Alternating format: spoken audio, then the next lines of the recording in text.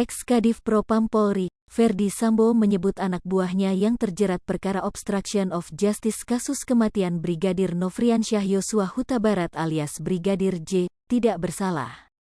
Dalam kesaksiannya pada perkara tersebut di Pengadilan Negeri Jakarta Selatan, Jumat, tanggal 16 Desember tahun 2022, Ferdy Sambo menyebut para anak buahnya tersebut merupakan orang-orang hebat. Awalnya, tim kuasa hukum terdakwa Irfan Widianto mencecar perihal surat permohonan maaf Sambo pada tanggal 30 Agustus tahun 2022 lalu. Sambo menjelaskan jika anak buahnya yakni ex-Karo Paminal Hendra Kurniawan, ex-Kaden Paminal Agus Nurpatria termasuk ex-Kasubnit I Subdit 3 di Tipidum Bareskrim Irfan tidak bersalah dalam kasus tersebut. Hendra Kurniawan, Agus Nurpatria, kemudian Irfan tidak ada yang mengerti apa cerita sebenarnya.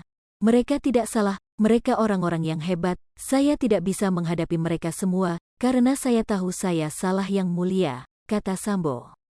Ferdy Sambo tidak tahu bagaimana cara membalas dosa-dosa yang dia perbuat terhadap anak buahnya tersebut. Saya tahu saya salah, saya tidak tahu harus bagaimana membalas dosa. Saya salah karena saya melakukan kebohongan selama cerita awal, saya salah yang mulia dan saya siap dihukum, ungkap Sambo.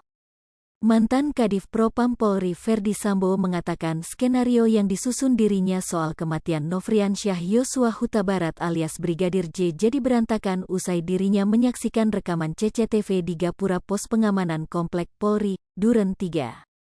Hal itu diungkapkan Ferdy Sambo saat dihadirkan sebagai saksi untuk terdakwa kasus perintangan penyidikan atau obstruction of justice tewasnya Brigadir J atas terdakwa Irfan Widianto.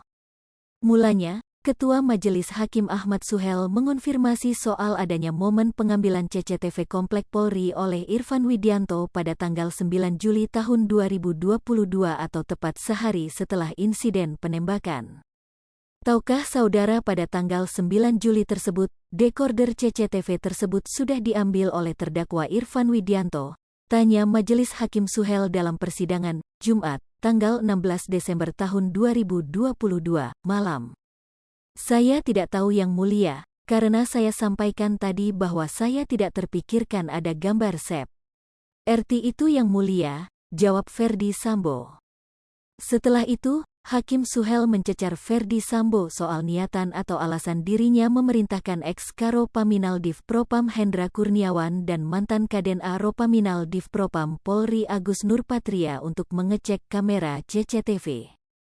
Kata Ferdy Sambo, dirinya berharap pengecekan kamera CCTV itu sejatinya bisa memuluskan upayanya dalam merancang skenario.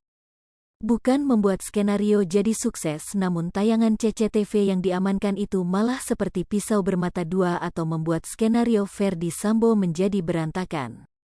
Sebab, saat rekaman CCTV itu diputar pada tanggal 13 Juli tahun 2022, dalam tayangan tanggal 8 Juli tahun 2022 itu terlihat masih ada Brigadir Yosua yang sedang berjalan di taman rumah dinas Ferdy Sambo atau tempat kejadian perkara. Dalam tayangan itu juga menampilkan Ferdy Sambo turun dari mobil berwarna hitam sesaat sebelum kamera menangkap gerak-gerik Brigadir Yosua. Padahal dalam skenarionya, Ferdy Sambo menyebut telah terjadi aksi tembak-menembak antara Richard Eliezer dengan Brigadir Yosua di saat dirinya sedang tidak ada di rumah dinas. Hai pemirsa Sri Popo TV, jangan lupa komen, like, dan subscribe, serta tonton terus berita-berita terupdate lainnya